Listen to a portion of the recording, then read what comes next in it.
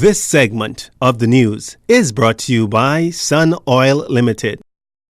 Welcome back. The Ministry of Foreign Affairs now in receipt of the death certificates and passports of Al Ray Raming and Blair John, the two Bahamians found dead in Turin, Italy.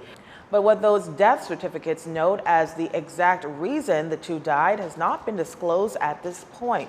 The ministry has only revealed that it is working assiduously with the funeral homes in Turin and Nassau to have the bodies returned home to the Bahamas as soon as possible so that they can be turned over to the family members. There is the promise, though, of further updates as soon as additional information becomes available. Initial reports indicate that the two young men drowned.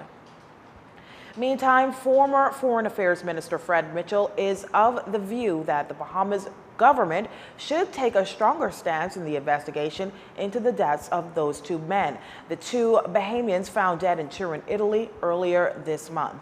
The spokesman for Bahamas government should have said, in a position like this, that we are pressing the Italian authorities to bring this matter to a conclusion, and we will be following the investigation to make sure that the law is followed and we get to the answers. That's what our responsibility is as a government.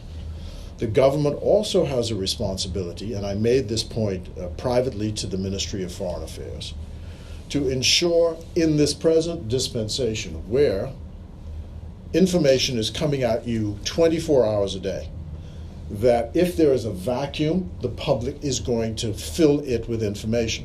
This then begs the question of whether Mr. Mitchell is confident Italian authorities will investigate the incident. They do not deserve in death to have their reputations tarnished or sullied in any way, shape, or form. And the Bahamas government has a responsibility to say to the Italian authorities, because the information which is coming out in the Italian press must obviously come from Italian official sources. And the suspicion I have is that the Italian government, and I want to say this advisedly, does not want it to be seen that there was foul play involved in this and that it has to do with the social conditions which obtain in Italy today. The PLP senator also hit at social media reports attacking the young men, charging Ramsey and John were the finest example of Bahamian males. I think they have the capacity to do so, but I think that someone has to be watching over their shoulder to make sure that they do the proper job. My own view is, I've been investigating even here whether or not we ourselves should not convene a coroner's inquest. The bodies of the two were retrieved from the Po River on June 4th and 5th. A Foreign Service officer, Ramsey, was in Turin on study leave in Vienna. John, meantime, was there attending a psychology conference.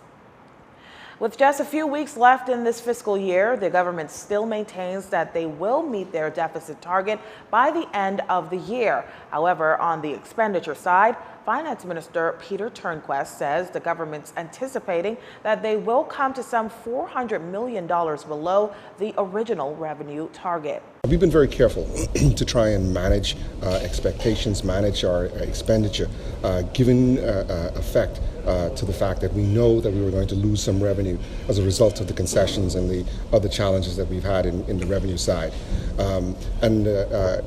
Hats off to the ministry, hats off to the government as a whole who've been cooperative in playing their part.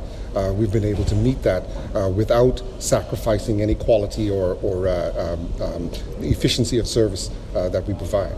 In his mid-year budget communication, the finance minister asserted that the government was some $185 million short in revenue intake. This received much criticism from the opposition spokesman on finance, Chester Cooper, who predicted that the government would miss its revenue projections and miss it badly.